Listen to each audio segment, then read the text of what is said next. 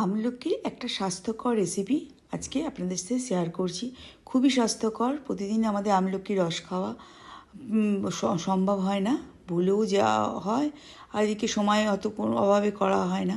কিন্তু এই রেসিপিটা এরকম কন্টেনারে রেখে দেবেন, অনেক দিন থাকবে এবং এটা ভাতের পরেও একটু হালকা 2-1 ঘন্টা বাদেও খাওয়া যাবে।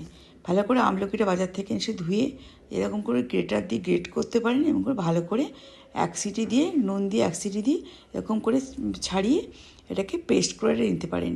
এর জন্যে আমি এখানে 1 চামচ ঘি ব্যবহার করলাম এবং ঘি ব্যবহার করে যদি গ্রেটার দিয়ে গ্রেট করেন তাহলে ভেলিকুটটা একটু বেশি দিতে হবে।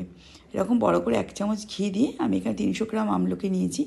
আমলকি যেটা আমি মিক্সারে ঠান্ডা হয়ে গেলে পিষে রেখেছিলাম সেই পেশাটা দিয়ে দিলাম।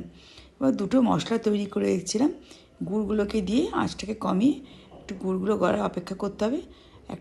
2টো মশলা, প্রথম মশলাটা এটা হলো দারচিনি, লবঙ্গ আর গোলমরিচ, এই 3টেকে শুকনো কড়ায় নেড়ে ভালো করে 12টা করে সব দিয়েছিলাম, সেটাকে গুঁড়ো করে সেটাকে দিলাম। দ্বিতীয় মশলাটা ধনে আর গোটা ধনে, গোটা জিরে আর জোয়ান দিতে হবে। সবগুলোকে ওরকমভাবে নেড়ে মিক্সারে পিষে নিতে হবে। সব মশলাগুলো দিয়ে দিলাম।